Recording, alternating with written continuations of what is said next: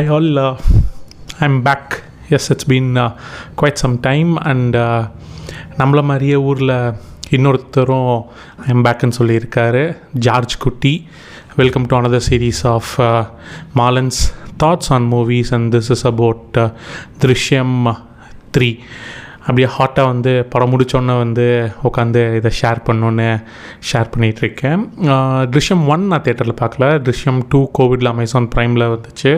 And ட்ரிஷ்யம் 3 ரொம்ப ஸ்கெப்டிக்கலாக இருந்துச்சு. ஏன்னா ஒரு 2 பார்ட் தாண்டி 3வது பார்ட் போகிறப்போ எப்படி அந்த ஹைப்பை வந்து சர்வை பண்ண வைப்பாங்கன்ட்டு. But again Jeethu Joseph has proved that is a very good writer. படம் ரொம்ப ஸ்லோ ஃபேஸில் தான் ஸ்டார்ட் ஆகும். So first half will test your patience, but அப்படியே வந்து it will settle down good towards interval. அப்படியே செட்டில் டவுன் ஆகி கதை அப்படியே நல்லா மூவ் ஆக ஆரம்பிக்கும். And there is a good interval plot reveal and ட்விஸ்ட்டுன்னு சொல்ல மாட்டேன், ஒரு பிளாட் ரிவீல் இன்டர்வலில். அங்கேருந்து செகண்ட் ஆஃப் ஃபுல்லாமே வந்து செம சூப்பராக ட்ராவல் ஆகும் வித்தவுட் நோ ஸ்பாய்லர்ஸ். எந்த அளவுக்கு ஒரு நல்ல ரைட்டர் ஜீது ஜோசப் அப்படின்னா, நம்மளே மறந்து நம்ம அந்த படத்தோடு வந்து ட்ராவல் பண்ண வைக்கிறது தான் ஒரு நல்ல ரைட்டருக்கான அடையாளம். நம்ம படத்தில் இருக்கோங்கிறத மறந்து நம்மளும் அந்த பார்ட் ஆஃப் அ ஜேர்னி அப்படிங்கிறதுல நம்மளை உள்ளே கொண்டு போயிடணும். செகண்ட் ஆஃபில் ஒரு 7 to 10 minutes சீக்வன்ஸ் இருக்கும், நிறையா கட்ஸோட.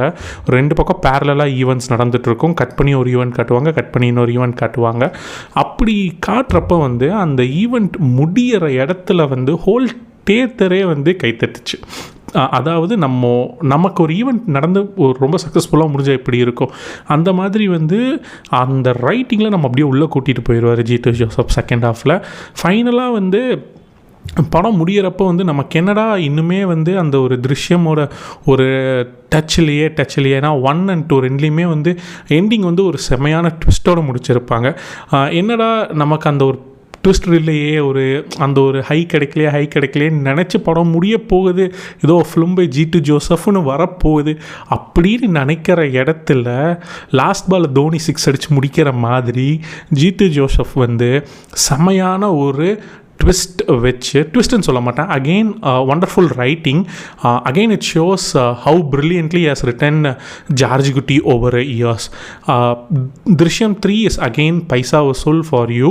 கண்டிப்பாக வந்து ஃபேமிலியோட ஹார்ம்லெஸ்ஸாக ஒரு படம் பார்க்கலான்னா Drishyam 3 is your choice. Again we'll be back with more on Marlon thoughts of movies. Thank you.